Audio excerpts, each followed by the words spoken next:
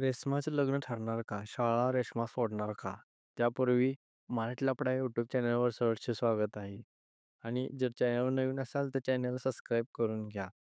तर आपण पाहूया मागील एपिसोडमध्ये काय झालं. दादा ज्या कंपनीमध्ये इंटरव्ह्यू द्यायला गेलेला असतो त्या कंपनीत दादाचा जॉब फिक्स झालेला असतो आणि गावातील लोक त्याला भेटायला आलेले होते. दादा त्याच्या आईच्या आठवणीत अजून रमलेला होता.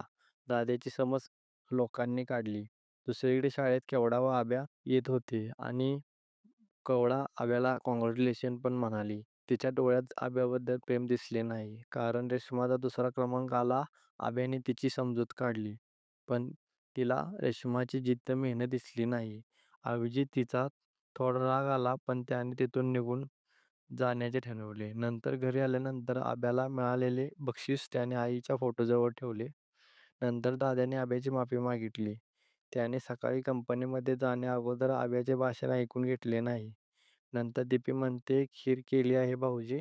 तुम्ही तुमच्या मित्रांना जेवायला बोलवा." नंतर आब्या, रेश्मा, पल्लवी, किरण, विक्या आणि मध्या जेवायला येतात. दीपी म्हणते, "जेवण कसं झालंय?" तर मध्या दरवेळीप्रमाणे माफा काढण्यात असतो. नंतर त्याचे जेवण होते. जेवण झाल्यानंतर रेश्मा बाहेर थांबते. नंतर ती आब्याला तिच्या प्रश्नाचं उत्तर मागते तर आब्या तिला नाही म्हणतो. पण आपली मैत्री अशीच कायम राहू दे असं म्हणतो. नंतर रेश्मा आब्याला घट्ट अशी मिठी मारतो.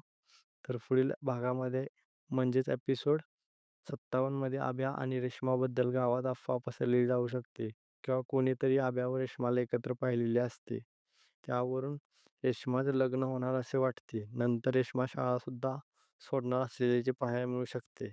तर व्हिडिओ आवडला असेल तर व्हिडिओला लाईक करा. चॅनलवर नवीन असाल तर चॅनलला सबस्क्राईब करून घ्या आणि तुमचं यावर काय मत आहे ते कमेंट सेक्शनमध्ये सांगा. धन्यवाद.